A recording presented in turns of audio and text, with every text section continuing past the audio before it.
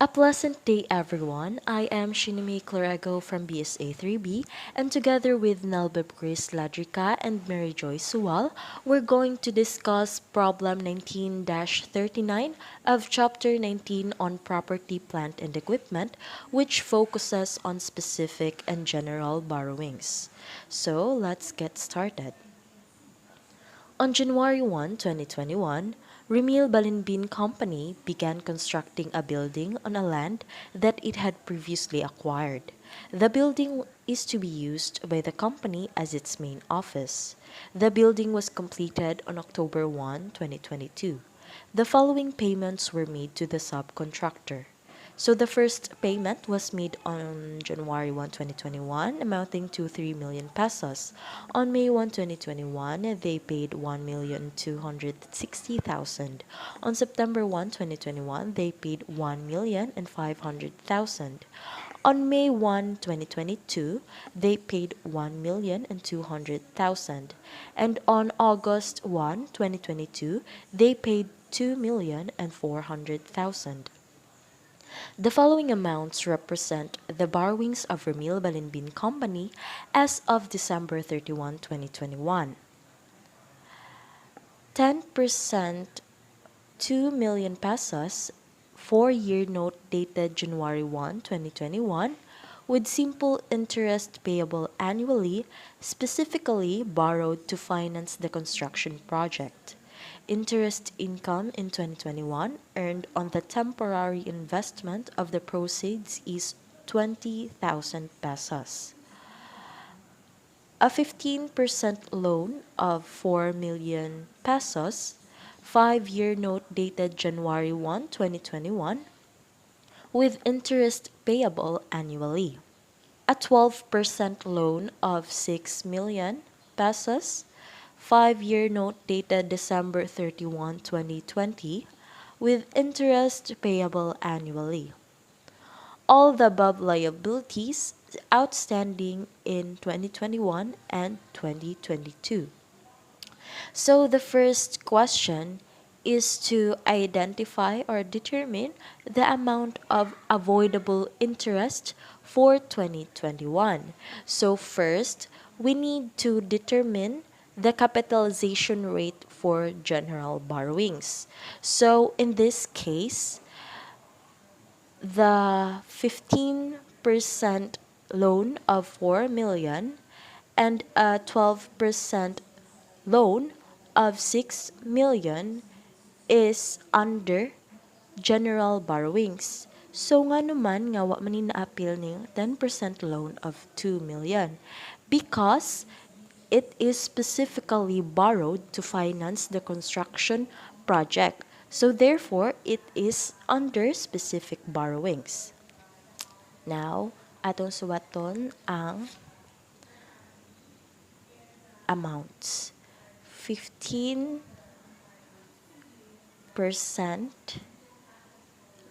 loan with 4 million pesos principal and 12% loan of 6 million.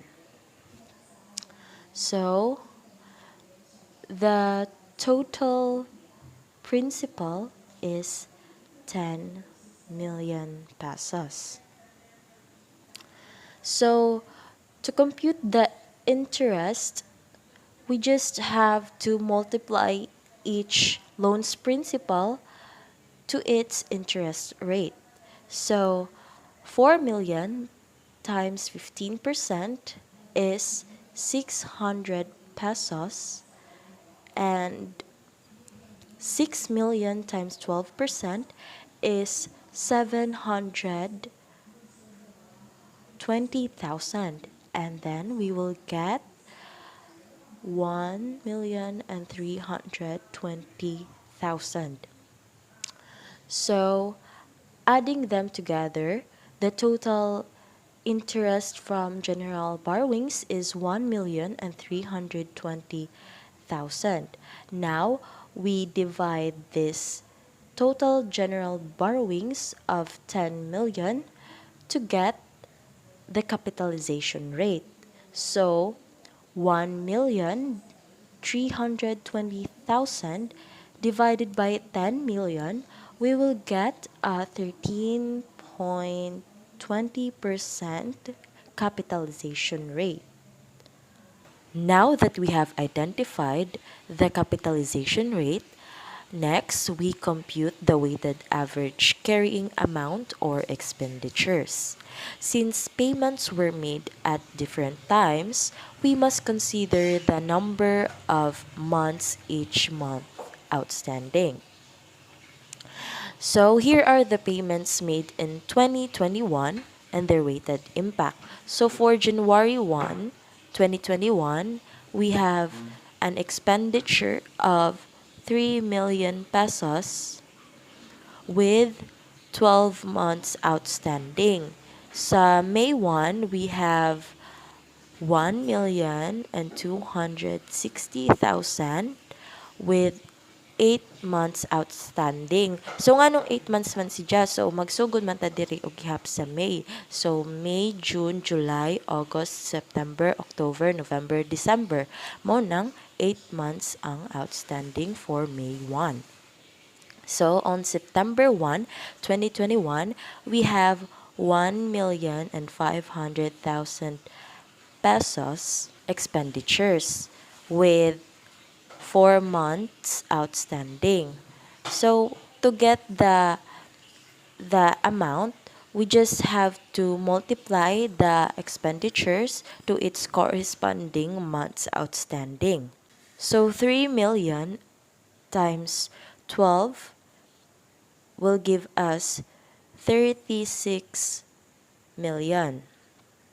1,260,000 times 8 will give us 10,080,000.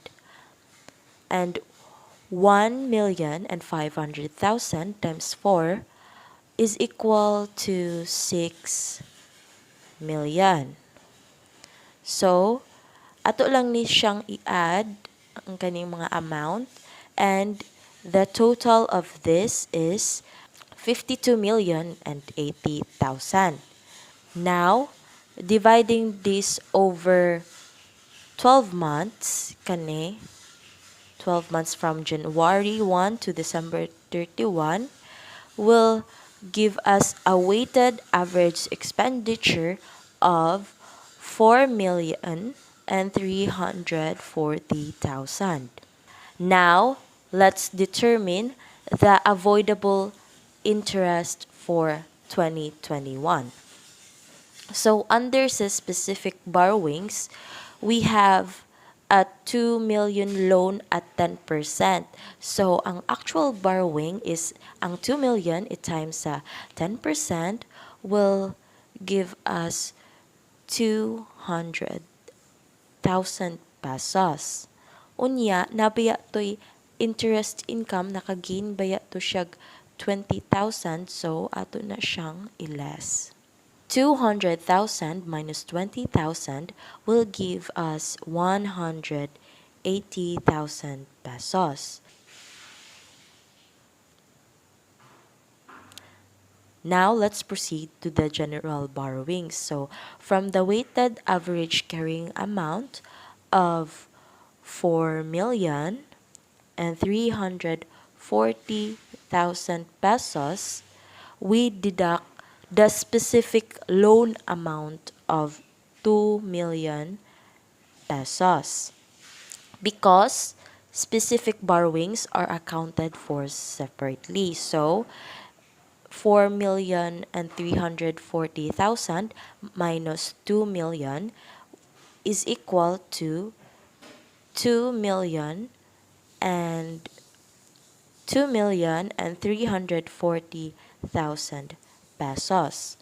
So let's multiply this by the capitalization rate, which is 13.20%, and also we multiplied it to the number of months over 12 will give us 308,880. So let's just add both specific and general borrowings. So this will give us 488,880 pesos. So our avoidable interest is 488,880 pesos. So, to answer number 2, which is to determine the capitalizable borrowing cost in 2021, it is still 488,880 pesos. It is because the computed avoidable borrowing cost is lower than the actual borrowing cost, which is 1,520,000. That is why we will use 488,880 pesos as the capitalizable borrowing cost for 2021. Now let's proceed to question number 3. In order to get the total interest, we will calculate the interest expense from the general borrowings. Since the company has two general loans, we will calculate them separately. We will multiply first its principal to its corresponding interest rates in order to get the interest. So the first loan amounts to 4 million pesos times its interest rate 15%, which gives us 600,000 pesos. The next loan amounts to 6 million times 12%, which results to 720,000 pesos. Now to compute the total interest, we will add these two amounts. So 600,000 pesos plus 720,000 pesos gives us the total interest of 1,320,000 pesos. So the answer is letter C. Hi everyone, so let's break down question number 4, which is the interest expense in 2022. So to determine the interest expense in 2022, same ra gyapon sa jag formula earlier, which is specific borrowings plus general borrowings is equal to the total actual borrowing cost, then less capitalizable borrowing cost. So to determine specific borrowings, ang 10% loan i-multiply sa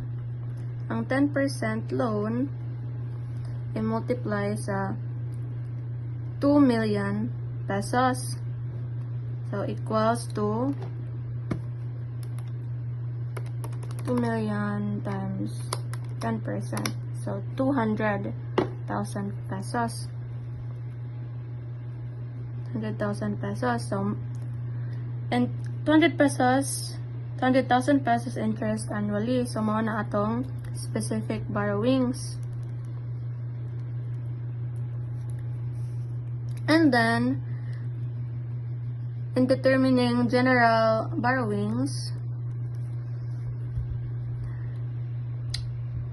ato na sa i-multiply ang 15% sa 4 million o ang 12% sa 6 million.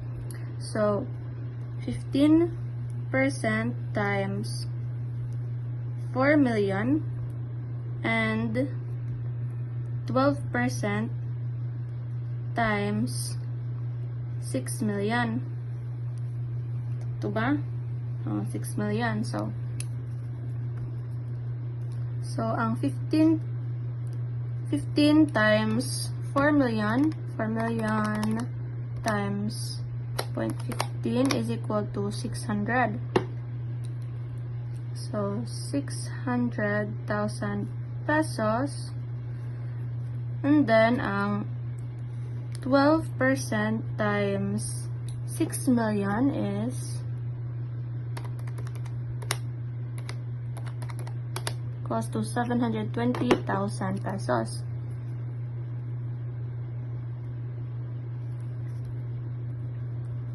So after ana i-add nimo na sila,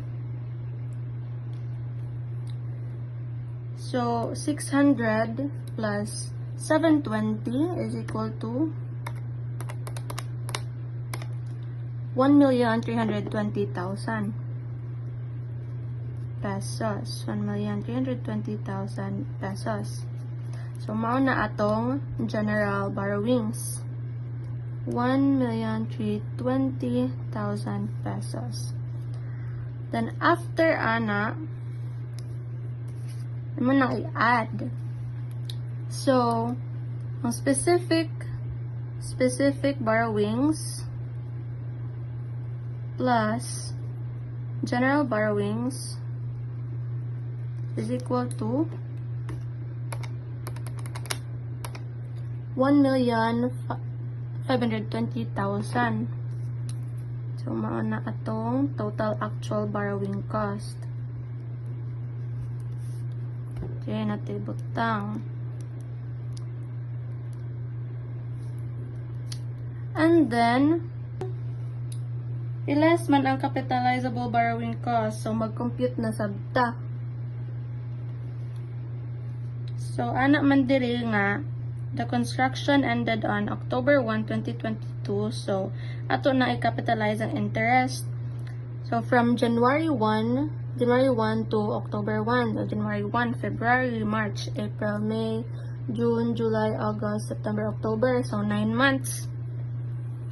Ang specific borrowing, specific na sa tangari. So, ang specific borrowing, i-multiply sa capitalized interest, which is ang 9 months, then i-divide sa 12 months para makuha o pila ang interest every month. Then, mato, ang specific is 200,000 pesos. Then, times daw sa 9 months. Then, divide sa 12. So, 200 times, mali. 200 times 9 divided by 12. So, equals 150,000 pesos. Equals 150,000 pesos. And then, so, mauna na atong specific borrowing since wala na may state interest income sa 2022, lahi ra sa 2021 nga na ay 20,000 pesos na interest income. So, proceed ta sa general borrowing. Ato na sang i-compute ang weighted average carrying amount. Mauning nag-represent sa portion of the expenditures that should be considered for interest capitalization.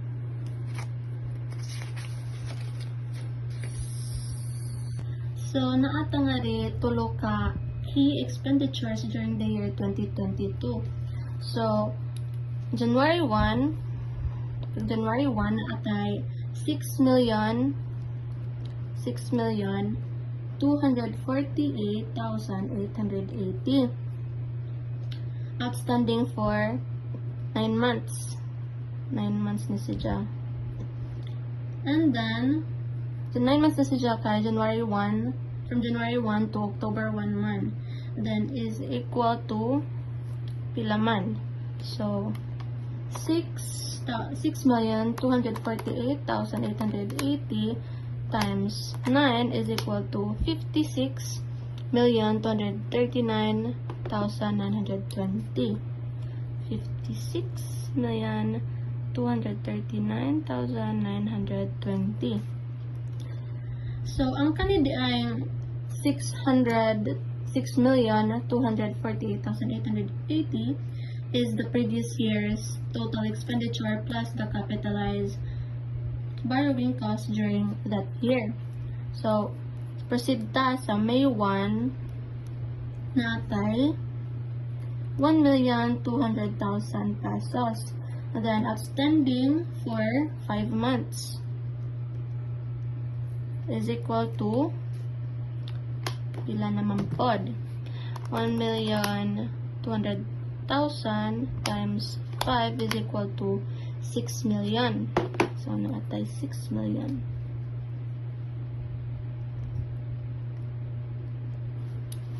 And then sa August 1, naatay 2,400,000 pesos. Standing for 2 months. From August 1 to October 1. Then is equal to how much? Times 2. So, natay 4,800,000 pesos. So, the total weighted expenditures sum up to pila man, i-add ni tanan. Kini.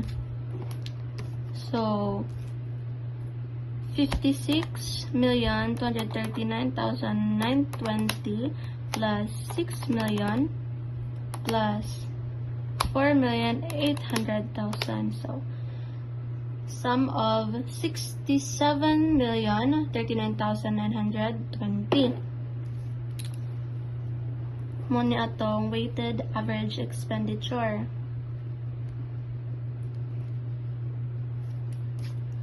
And then, ato ning i-divide sa total months outstanding. Total months outstanding, which is 9 months from January 1 to October 1. So, para makuha na to ang weighted average carrying amount, which is pila man? 7,448,880. Okay, so naatay 7,448,880 nga weighted average carrying amount. Carrying amount. Weighted average carrying amount. And then, isubtract na sab nato ang weighted average expenditure. Kini siya sa principal specific borrowing, which is 2 million pesos. Subtract na to na siya 2 million pesos. Subtract na to minus 2 million is equal to 5,448,880.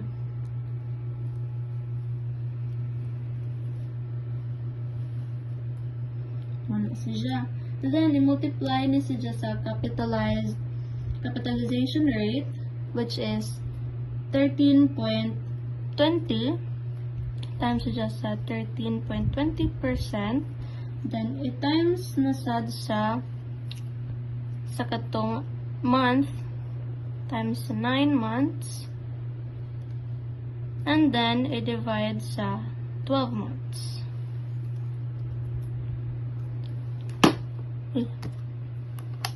So, 5,448,880 times 13.20, 0.132 times 9 divided by 12.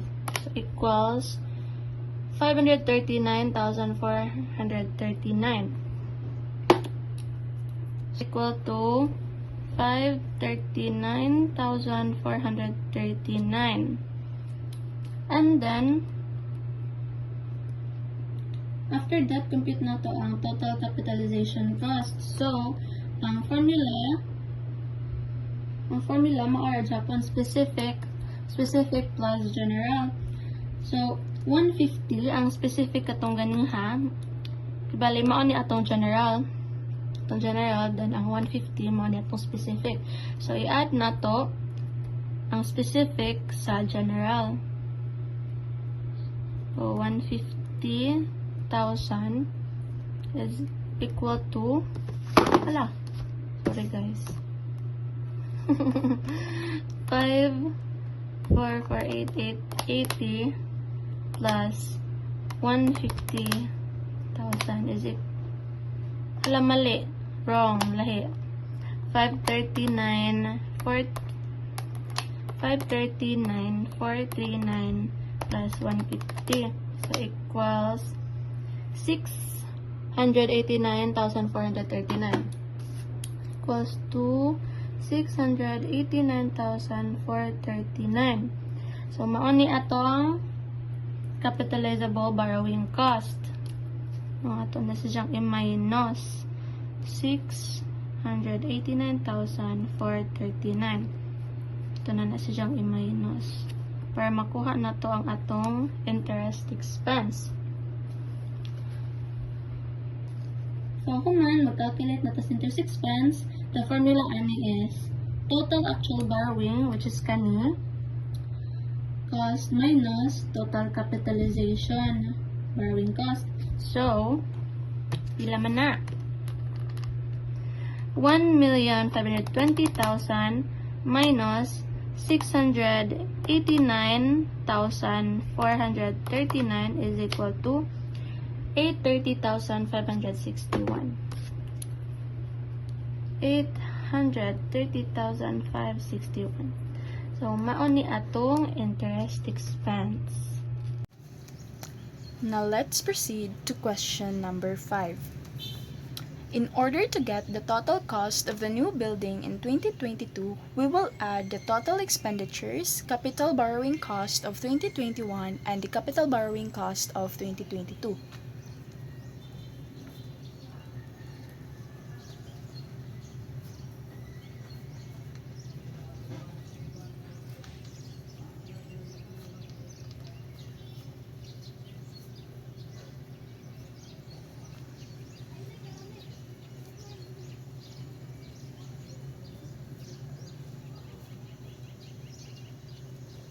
So the total expenditures for the construction amounts to 9,360,000 pesos.